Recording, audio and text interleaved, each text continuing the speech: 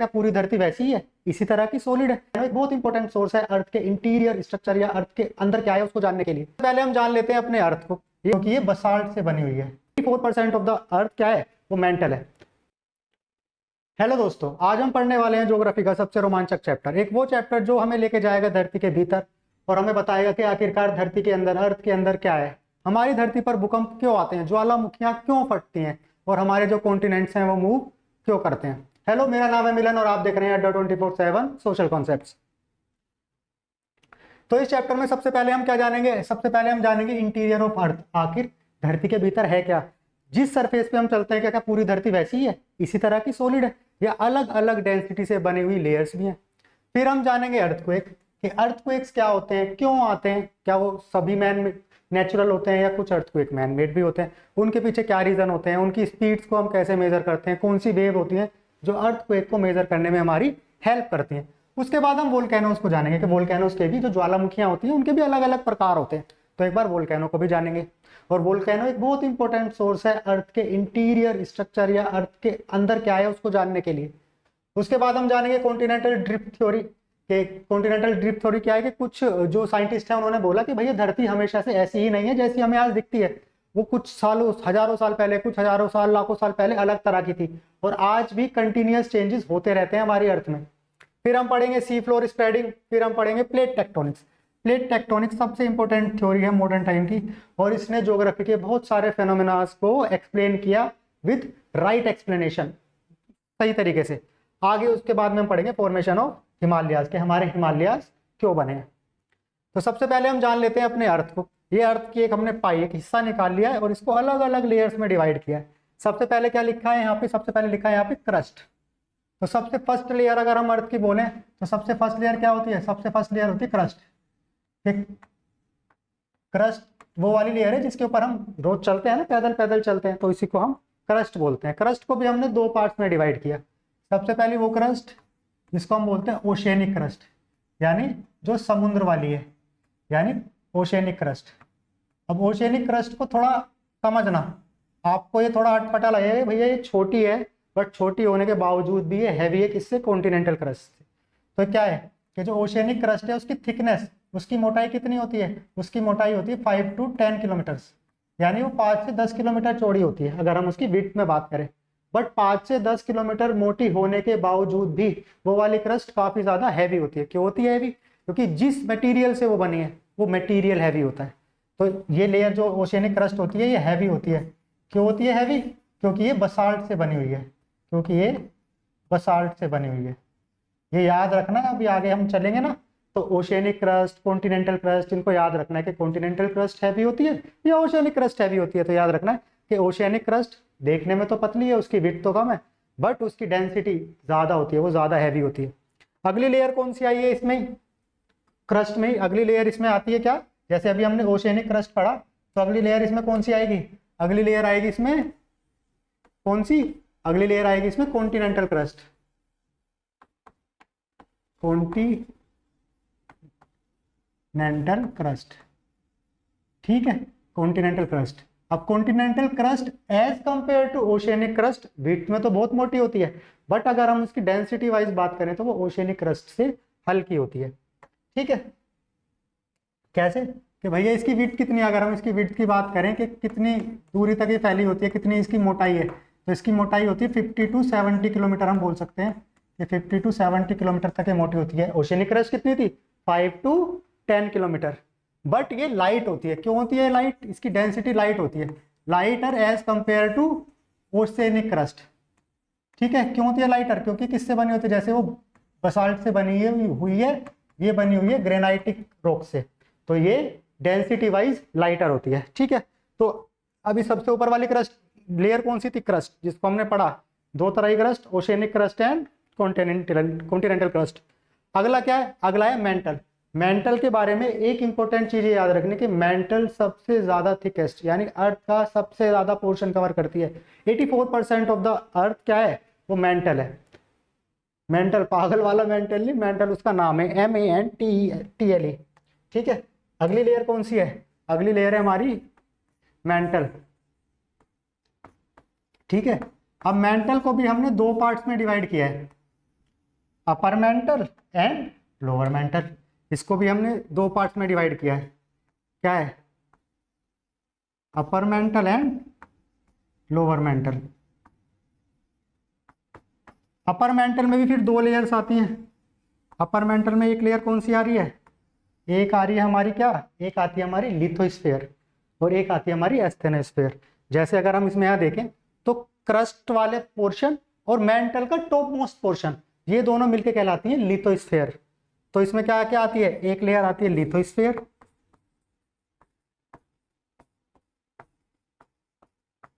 इसको हम बोलेंगे कि सॉलिड है यानी सॉलिड पार्ट है। और एक आती है एस्थेनोस्फीयर। एस्थेनोस्फीयर कैसी है, ये सॉलिड नहीं है, सेमी मोल्टन स्टेज में। सेमी मोल्टन मतलब कि फ्लूइड स्टेज में है। और एस्थेनोस्फीयर लेयर को याद रखना है, जब हम प्लेट टेक्टोनिक्स पढ़ेंगे ना, जो हमारी प्लेट्स मूव करती हैं, वो प्लेट इसलिए ही मूव करती हैं क्योंकि हमारा एस्थेनोस्फीयर क्या है, वो सेमी फ्लूइड स्टेट में है, तो उसके ऊपर प्लेट ऐसे मूव करती हैं। ठीक है, ये कैसे याद रखना है कि ये सेमी फ्लूइड स्टेट में है या लिक्विड स्टेज में। प्रॉपर लिक्विड नहीं है बट हाँ दलदल की दलदल होती है ना, दलदल प्रॉपर लिक्विड नहीं होता बट दलदल की तरह होती है वो। ठीक है, ये तो अपर मेंटल हो गई। अगली क्या आती है, अगली इसमें आएगी लोअर मेंटल। लोअर मेंटल क्या है, लोअर मेंटल एक सॉलिड स्टेज में। फिर आती है लोअर मेंटल, इसको हम क्या बोलते हैं, इसको हम मेसोस्फीयर भी बोल सकते हैं। ठीक है, ये कैसी फॉर्म में है, ये सॉलिड फॉर्म में होती है। ठीक है, फर्स्ट लेयर क्या आती है हमारी क्रस्ट, फिर आई हमारी मेंटल, और उसके बाद हमारी कौन सी लेयर आएगी, उसके बाद आता है हमारा थर्ड लेवल पे आता है कोर। ठीक है, उसके बाद आता है हमारा कोर।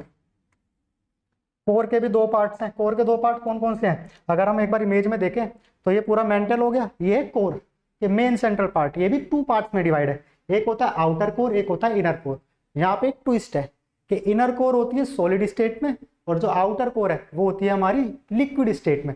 वेरी विस्कस, विस्कस माने जैसे वही दलदल वाला, कि बहुत फ्लूइड है पर बहुत टाइट है, फ्लूइड स्टेज में है पर प्रॉपर सॉलिड स्टेज में नहीं है। अब कुछ बच्चे बोलेंगे सर जी आपको क्या पता है कि लिक्विड है, सॉलिड है, ये दलदल वाली है, आपने क्या जंप लगाई है धरती के अंदर गड्ढा खोद के और आप चेक करके आए? नहीं, उसको भी नेक्स्ट स्लाइड में जानेंगे कि कैसे कैसे हमें पता चला है कि सॉलिड है, लिक्विड है। कुछ वेव्स होती है, उन वेव्स की हेल्प से हमको पता चलता है। तो थर्ड लेयर क्या है, कोर। कोर को हमने कितने पार्ट में डिवाइड करा, कोर को हमने टू पार्ट्स में डिवाइड किया है। कौन कौन सा, एक है हमारा आउटर कोर और एक है हमारा क्या, इनर कोर। ठीक है, इनर वाला पार्ट कैसी स्टेज में है, इनर वाला पार्ट है सॉलिड स्टेट में, और एक ऐसे पार्ट है ये है फ्लूइड बोले या विस्कस बोले, ये बहुत ज्यादा विस्कस है, दलदल वाला हैवी पोर्शन है। ठीक है, तो ये टोटल थ्री लेयर्स हैं। सबसे पहली लेयर क्या है, क्रस्ट। क्रस्ट क्या है, oceanic crust and continental crust. Oceanic crust जो समुद्र के नीचे है, कॉन्टिनेंटल क्रस्ट जिसपे हम चलते हैं, ये कॉन्टिनेंट क्रस्ट है। उससे आगे क्या आता है, उससे आगे आता है मेंटल। मेंटल को हमने दो पार्ट में डिवाइड करा, upper mantle and lower mental. Upper mantle में क्या क्या आता है, लिथोस्फीयर, एस्थेनोस्फीयर। लोअर मेंटल में क्या है, सॉलिड पार्ट है वो। उसके बाद क्या आता है, उसके बाद आता है कोर। कोर को भी दो पार्ट में डिवाइड किया है, outer core and inner core. Outer core fluid form में, इनर कोर सॉलिड फॉर्म में। अभी हम बता रहे थे ना कि भैया आप क्या गड्ढा खोद के नीचे गए हो गए, आपने धरती को देखा कहाँ सॉलिड कहाँ लिक्विड। नहीं, हमने किन किन सोर्सेज से पता करा है। कुछ सोर्सेज होते हैं क्या, कुछ सोर्सेज हैं डायरेक्ट सोर्सेज जो हमें डायरेक्ट एविडेंस मिले हैं अर्थ के अंदर से, और कुछ होते हैं इनडायरेक्ट सोर्सेज जिनसे हम इन्फेरेंस आइडियाज लगाते हैं कि ऐसा ऐसा होता होगा क्योंकि वहां पे कुछ ना कुछ एनोमली, कुछ कुछ चेंजेस आ रहे हैं। तो डायरेक्ट सोर्सेज में क्या आता है, डायरेक्ट सोर्सेज में आता है माइनिंग। जैसे हम खनन करते हैं ना, माइनिंग करते हैं, तो जब माइनिंग करते करते साउथ अफ्रीका की जो गोल्ड माइंस हैं, जब उनमें हम बहुत गहरे गहरे जाते हैं, बहुत नीचे कई किलोमीटर तक, 9, 10, 8 किलोमीटर तक जाते हैं, तो हमें पता चलता है कि अलग अलग लेयर आते हैं, अलग अलग फिजिकल प्रॉपर्टीज के वहाँ पे हमें स्टोन्स मिल रहे हैं, लेयर्स मिल रहे हैं। तो पता चलता है कि भैया अर्थ कोई सिंगल लेयर वाला कॉन्सेप्ट अर्थ में फॉलो नहीं होता, मल्टीपल लेयर्स हैं जिनकी डेंसिटी अलग है, जिनका केमिकल कंपोजिशन अलग है, वहाँ पे मिनरल डिपोजिशन अलग अलग है। आगे क्या होता है, डीप ड्रिलिंग। जब हम डीप ड्रिलिंग करते हैं ना, जैसे डीप ड्रिलिंग हम कब करेंगे, जैसे शी शोर पे हम जो समुद्र के जो तट होते हैं वहाँ पे जब पेट्रोल रिजर्व्स को निकालने के लिए, पेट्रोल को निकालने के लिए डीप ड्रिलिंग करते हैं, तो वहाँ पे भी हमें चीज़ों के बारे में पता चलता है कि भैया सेम लेयर नहीं है, अलग अलग डेंसिटी की लेयर है। फिर क्या है, वोल्केनोस। जब वोल्केनोस से लावा बाहर आता है, दो वर्ड होते हैं मैग्मा और लावा।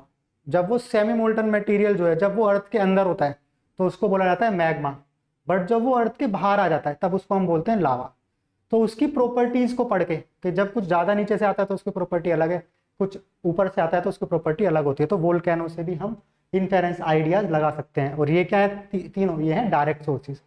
कुछ होते हैं इनडायरेक्ट सोर्सेज। सेस्मिक वेव्स क्या होती हैं कि जब अर्थक्वेक्स आते हैं तो जो वेव जनरेट्स होती हैं उनको हम सेस्मिक वेव बोलते हैं। इसके बारे में अभी हम आगे पढ़ेंगे, ये बहुत इंपॉर्टेंट इन्फॉर्मेशन प्रोवाइड कराता है अर्थ के इंटीरियर के बारे में। यहाँ पे 3 तरह की वेव आती हैं, body waves and surface wave. Body wave फिर डिवाइड हो जाती है पी वेव, एस वेव में, ठीक है, उनको भी हम पढ़ेंगे। आगे क्या है, gravity and magnetic field. Magnetic field, gravity क्या होती है, जब हम ग्रेविटी कॉन्सेप्ट यूज करते हैं तो ग्रेविटी टोटली डिपेंडेंट होती है मास पे।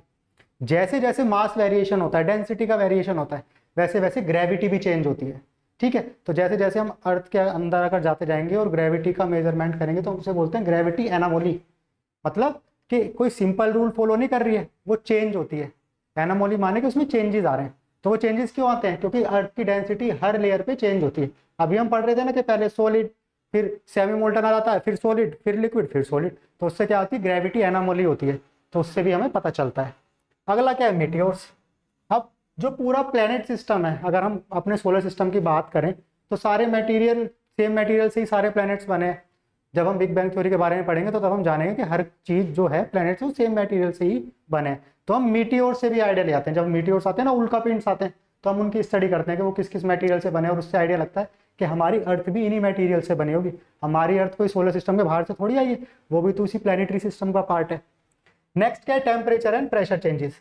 जैसे जैसे हम अर्थ के नीचे जाते हैं वैसे वैसे टेम्परेचर और प्रेशर भी चेंज होता है। और जैसे अभी हमने देखा था ना यहाँ पे कि भैया ये जो आउटर कोर है ना, ये तो लिक्विड स्टेज में है, और ये इनर कोर है, ये सॉलिड स्टेज में।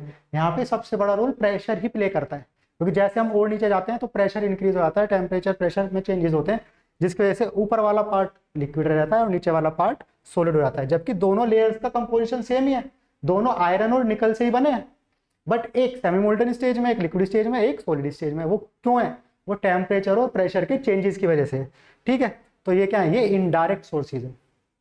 इसके बाद हम क्या पढ़ने वाले हैं, इसके बाद हम पढ़ेंगे अर्थक्वेक, कि अर्थक्वेक क्या है, क्यों आते हैं, ठीक है। तो अर्थक्वेक में पहले 3 वर्ड समझ लो, फिर एक बार पढ़ेंगे कि अर्थक्वेक क्या होते हैं। इनको ऐसे याद रखना, समझाएंगे। एक है focus, fault and epicentre. Focus को हम हाइपोसेंटर भी बोलते हैं। ये वो पॉइंट है जहाँ पे अर्थक्वेक जनरेट हुआ है, जहाँ पे प्लेट हुआ, कुछ मूवमेंट हुआ है, वहां से जनरेट हुआ है, तो इसको हम फोकस बोलते हैं। जहाँ पे वो क्रैक जनरेट होता है उसको फोकस ही बोलते हैं। और एपिसेंटर क्या है, एपिसेंटर एक वो पॉइंट है जो बिल्कुल फोकस के 90 डिग्री ऊपर होता है, यानी जहाँ पे अर्थ पे सबसे पहले वेव पहुंचती है हाइपोसेंटर से, उस वाले सेंटर को अर्थ पे बोलते हैं हम एपिसेंटर, ठीक है।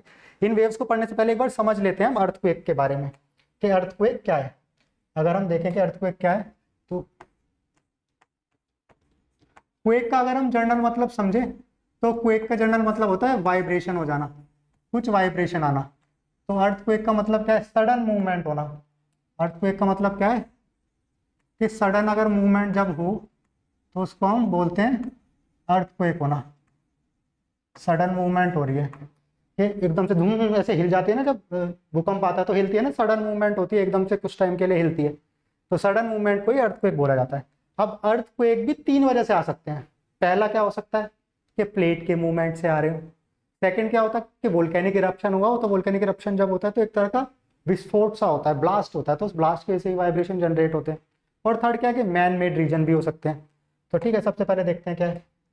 सबसे पहले क्या है कि अर्थक्वेक कैसे हो सकता है, अर्थक्वेक हो सकता है प्लेट मूवमेंट की वजह से, कि भैया प्लेटों का मूवमेंट हो रहा है।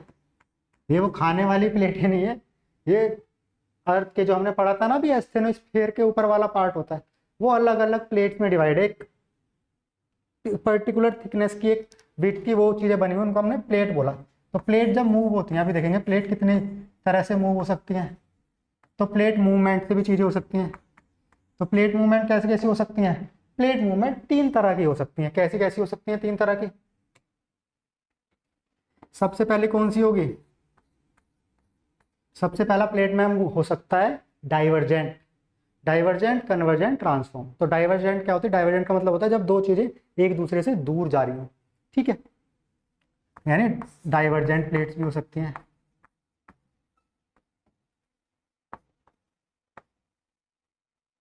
डाइवर्जेंट प्लेट्स कैसी होती हैं, ये वो प्लेट होती हैं जो एक दूसरे से दूर जा रही हैं।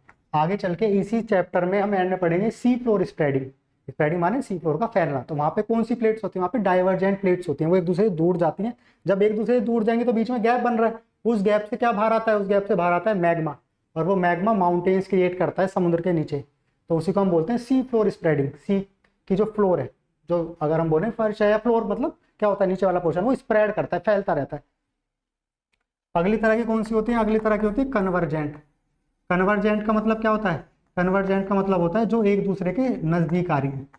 ठीक है, कन्वर्जेंट प्लेट्स। कन्वर्जेंट प्लेट्स क्या होती हैं, जो एक दूसरे की तरफ चल रही है। जब कन्वर्जेंट प्लेट चलेंगी एक दूसरे की तरफ, वो टकराएंगी, और टकरा के क्या करेंगी कि जो हैवी होगी वो नीचे चली जाएगी और जो लाइट होगी वो ऊपर चली जाएगी। तो उससे क्या होता है, उससे होता है माउंटेन्स का जनरेशन, और उसे हम बोलते हैं फोल्ड माउंटेन्स। ठीक है, तो कन्वर्जेंट प्लेट बाउंड्री कैसी होती है कि जब वो एक दूसरे की तरफ चलती हैं तो उसे हम बोलते हैं कन्वर्जेंट प्लेट्स, वो एक दूसरे के नजदीक जा रही हैं। ठीक है, अगली तरह की क्या हो सकती है, अगली तरह की होती है क्या, ट्रांसफॉर्म। ट्रांसफॉर्म मतलब कि एक दूसरे के पैरेलल चल रही हैं। वो कुछ वाइब्रेशंस तो क्रिएट करती हैं, बट वो ज़्यादा डिस्टर्बेंस क्रिएट नहीं करेंगी। They neither create anything no destroy anything. ठीक है, थर्ड क्या है, ट्रांसफॉर्म प्लेट्स, यानी वो कैसे चलती हैं, वो एक दूसरे के पैरेलल चलती हैं। ट्रांसफॉर्म प्लेट्स ये कैसे चलेंगी, ये एक दूसरे के पैरेलल ऐसे भी चल सकती हैं, या एक इधर मूव करे एक इधर मूव करे, तो इनको बोलते हैं ट्रांसफॉर्म प्लेट। सबसे ज़्यादा अगर कोई वाइब्रेशन कोई क्विक जनरेट करती है तो वो करती है कन्वर्जेंट प्लेट। जब टकराती हैं तो वो सबसे ज़्यादा वो करेंगे ना, ऐसे हम बजाते हैं तो ताली बजते तो आवाज़ आती है ना, ऐसे ले जाने में थोड़ी बजती है। तो वैसी कन्वर्जेंट प्लेट सबसे ज़्यादा अर्थक्वेक वाला पोर्शन को जनरेट करती है।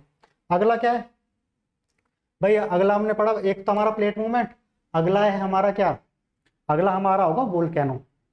कि जब वोल्केनिक इरप्शन होता है ना, तो वोल्केनिक इरप्शन से भी क्या होता है, अर्थक्वेक जनरेट होता है, उससे भी अर्थक्वेक जनरेट होता है। तो वोल्केनिक इरप्शन जब होगा, जब वोल्केनिक इरप्शन होता है तो वाइब्रेशन जनरेट होती है, और अर्थक्वेक जनरली वाइब्रेशन ही हैं। ठीक है, उसके बाद क्या है, सी क्या है कि ह्यूमन मैन मेड भी हो सकता है। मैन मेड कैसे हो सकता है कि भैया हम माइनिंग कर रहे हैं, माइनिंग माने हम खनन कर रहे हैं, जब हम खनन कर रहे हैं धरती को खोद रहे हैं तो उससे भी वाइब्रेशन जनरेट्स होती हैं कुछ लेवल की। ठीक है, तो क्या हो सकता है, मैन मेड में क्या क्या ऑप्शन आएंगे, मैन मेड में ऑप्शन आएगा सबसे पहले क्या, माइनिंग का, कि माइनिंग की वजह से क्वेक्स आ सकते हैं। उसके बाद क्या है, उसके बाद जब हम फ्लूइड इंजेक्ट कर रहे हैं, हम जमीन के नीचे कुछ फ्लूइड भर रहे हैं, कुछ पानी भर रहे हैं, या जैसे हम समरसिबल यूज करते हैं ना, जब पानी निकलता है तो गैप जनरेट होता है, उस गैप से क्या होगा, कुछ टाइम के बाद अर्थ कोलैप्स कर जाएगी। तो फ्लूइड इंजेक्शन से भी अर्थक्वेक जनरेट हो सकते हैं। ठीक है, और लास्ट क्या है, रिजर्वायर्स, जो हम डैम्स बनाते हैं ना, डैम बनाने से क्या होता है कि हम बहुत सारा पानी एक जगह पे स्टोर करते हैं। जब बहुत सारा पानी हम एक जगह पे स्टोर करेंगे तो वहाँ की जो स्ट्रक्चर है, वहाँ की जो जियोलॉजिकल स्ट्रक्चर है, जो हम प्लेट्स बोले या धरती बोले, तो उस धरती पे प्रेशर पड़ता है। तो उस प्रेशर पड़ने से भी क्या होगा कि कुछ टाइम के बाद जब वो टूट के बाहर जाएगा तो वो अर्थक्वेक जनरेट कर सकती है। ठीक है, ये तो ये बात। अब एक बार हम यहाँ पे जान लेते हैं वेव्स को, कि भैया हम इसे मेजर कैसे करेंगे। तो ये मेजर करने के दो तरह की वेव्स होती हैं। ये क्या है, ये तो है, इनको हम अगर दोनों को बोले, इनको मिला के हम बोलते हैं क्या, बॉडी वेव्स, और इसको तो हम बोलते हैं क्या, सरफेस वेव। तो बॉडी वेव्स दो तरह की हो गई, पी वेव और एस वेव। पी वेव वो वाली वेव होती हैं जो सॉलिड लिक्विड गैसियस तीनों मटेरियल स्टेज से पास होती हैं। क्या है, फास्टेस्ट मूविंग, सबसे तेज चलती हैं, travel through solid liquid and gas. Solid से भी पास होगी, लिक्विड से भी पास होगी, और गैस से भी पास होगी। आगे क्या है, एस वेव, ये स्लो मूविंग होती हैं और ये सिर्फ सॉलिड से पास होती हैं। और ये बात याद रखनी है, इन्हीं सब चीज़ों से, इन्हीं वेव्स की कैरेक्टरिस्टिक्स की वजह से ही आगे पता चलने वाला है हमें कि अर्थ का कौन सा पोर्शन लिक्विड स्टेट में और कौन सा पोर्शन सॉलिड स्टेट में है। ठीक है, तो पी वेव तीनों मटेरियल से पास होती हैं, सॉलिड लिक्विड गैस, और एस वेव सिर्फ सॉलिड से पास होती हैं। सरफेस वेव क्या होती हैं, लास्ट और आई, सबसे बाद में आती हैं और सबसे ज़्यादा डिस्ट्रक्टिव होती हैं, यानी सबसे ज़्यादा डिस्ट्रक्शन मचाती हैं, सबसे ज़्यादा तूफान मचाती हैं, मोस्ट डिस्ट्रक्टिव। जितने भी अर्थक्वेक में बिल्डिंग कोलैप्स होती हैं, चीज़ें कोलैप्स होती हैं, वो किस वजह से होती हैं, वो सरफेस वेव की वजह से होती है। ठीक है, आगे क्या है, शैडो जोन। कि शैडो जोन में हम क्या देखते हैं कि शैडो जोन वो वाला एरिया है जहाँ पे वो वेव्स नहीं पहुंच रही हैं। जैसे एस वेव है, एस वेव सिर्फ सॉलिड वाले मटेरियल से पास होगी, और हमने स्टार्टिंग में पढ़ा कि भैया अर्थ का कहीं पे सॉलिड है, कहीं पे लिक्विड है, कहीं पे सॉलिड है, तो एस वेव का शेडो जोन ज़्यादा होगा, पी वेव का कम होगा। तो पी वेव का जो हम शेडो जोन देख रहे हैं ना, ये कम होता है, 105 से लेके 145 डिग्री तक होता है, और जो एस वेव होता है इनका 105 से 105 होता है। तो इन वेव्स के प्रोपोगेशन की वजह से हमें पता चलता है, देखो बाहर वाला पार्ट सॉलिड था ना, तो वहां से एस वेव जा रही है, अंदर वाले पार्ट में नहीं जा रही, बट पी वेव जा रही है। तो इन वेव से ही हमें पता चला क्या, कि कौन सी लेयर सॉलिड है, कौन सी लेयर लिक्विड स्टेज में है। आगे क्या है, इफेक्ट्स ऑफ अर्थक्वेक। अर्थक्वेक के क्या क्या इफेक्ट्स हो सकते हैं, कि सुनामी आ सकती है, कि सुनामी आ गई, जब कोई या तो मान लो कि प्लेट्स टकरा रही हैं या अलग हो रही हैं, तो उससे क्या होगा, वाइब्रेशन, और अगर वो समुद्र के नीचे हो रही है तो उससे क्या होता है, सुनामी जनरेट हो सकती है। लैंडस्लाइड हो सकते हैं, कि माउंटेनियस रीजन में लैंडस्लाइड हो गई, धरतियां खिसक गई, उससे आएगा एक स्ट्रक्चरल कोलैप्स, जैसे शहरों में बिल्डिंगें गिर जाए, अर्थक्वेक आए तो बिल्डिंगें गिर भी जाती हैं। आगे क्या है, ग्राउंड शेकिंग है, तो नॉर्मल है कि भैया जब भूकंप आता है तो धरती ऐसे हिलती है, भले ही थोड़ी सेकंड के लिए हिलती है बट हिलती है। और एंड में क्या है, फायर।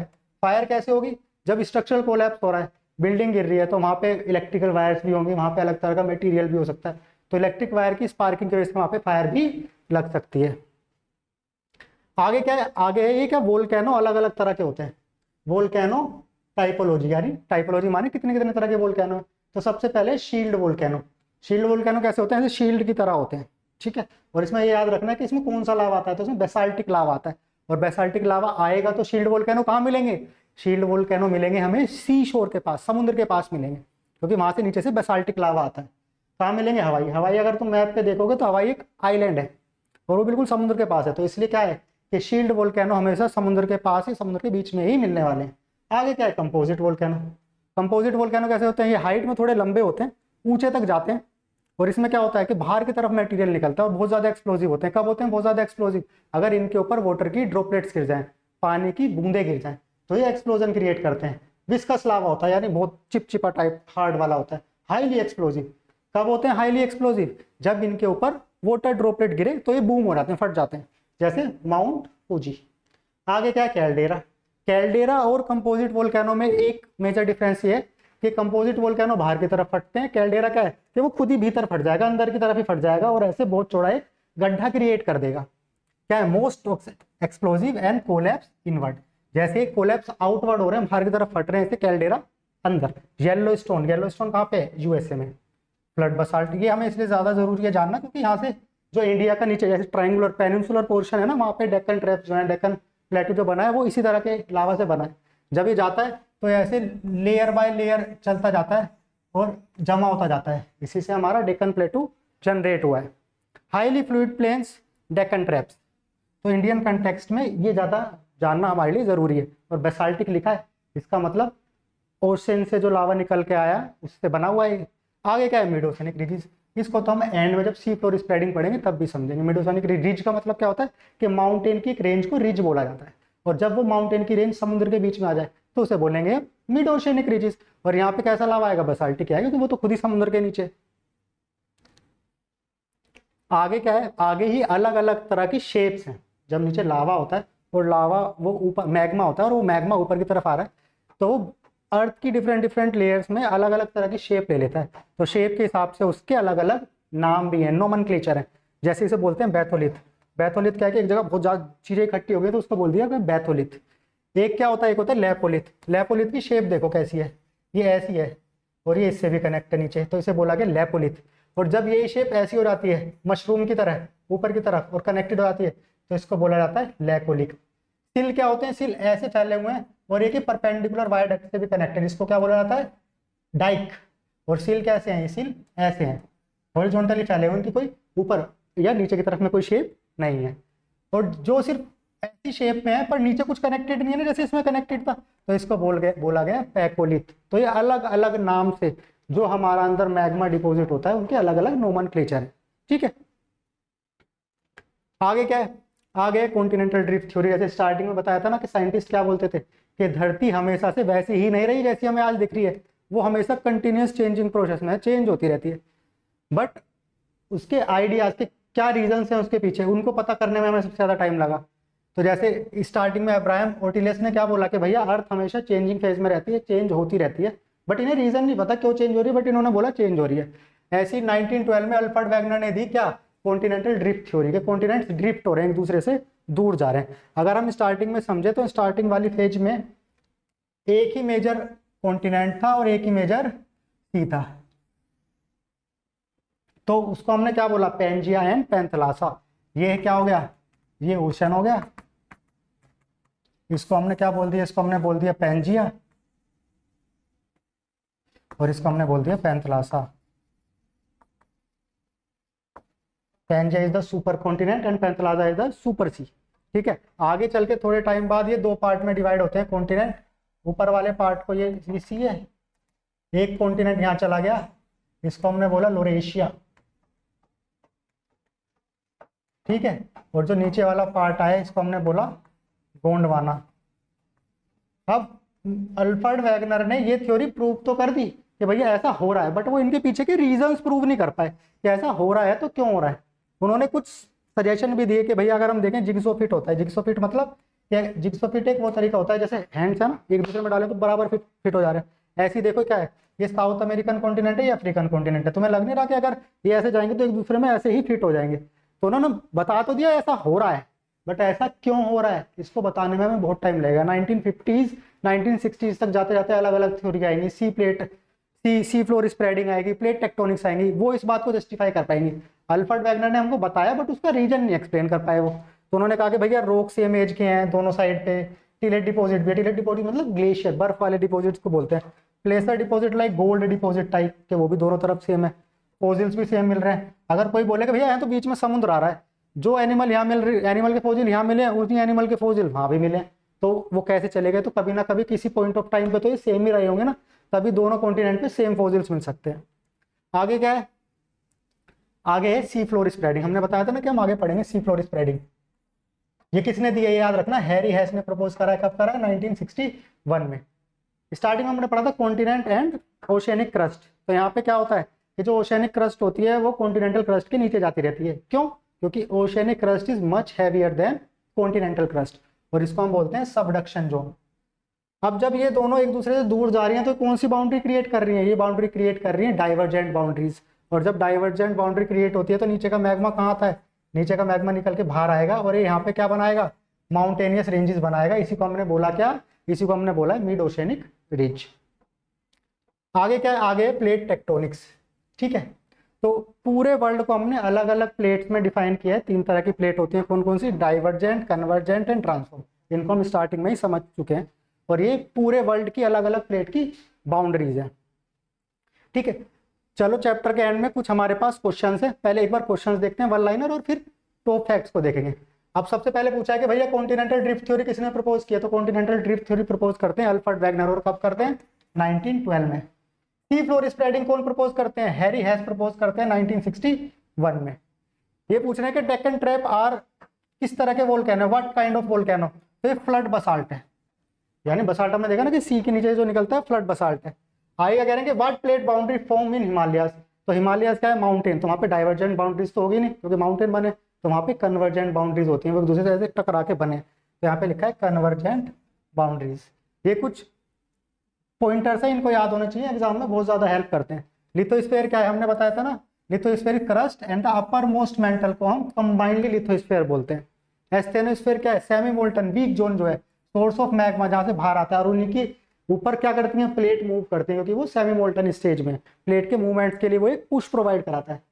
आगे क्या है, मोह डिसकंटिन्यूटी क्या है कि boundaries between crust and mental, mental and core के बीच में जो बाउंड्री है उसको हम मोहोस डिसकंटिन्यूटी के नाम से जानते हैं। ये क्या कहने, कोर कंपोजिशन के, कोर किससे बना है, हमने बताया था ना, भले ही वो इनर कोर हो या आउटर कोर हो, यानी लिक्विड फॉर्म में या सॉलिड फॉर्म में, दोनों का मटेरियल कंपोजिशन सेम है। किससे बने हैं, आयरन और निकल से बने हैं। एस वेव क्या है, सोलर मीडियम से पास होती हैं, ये बात याद रखनी है। रेक्टेयर स्केल क्या है कि वो जो अर्थक्वेक आते हैं उनका मैग्नीट्यूड, और मर्केली स्केल क्या है कि उनकी इंटेंसिटी, यानी उन्होंने कितना डिस्ट्रक्शन क्रिएट करना है, किया है, कर सकते हैं, उसको इंटेंसिटी बोलते हैं। मैग्नीट्यूड मतलब कितनी स्पीड से है। पेंजिया क्या है, Pangaea is a super continent and Panthalassa is a mega ocean.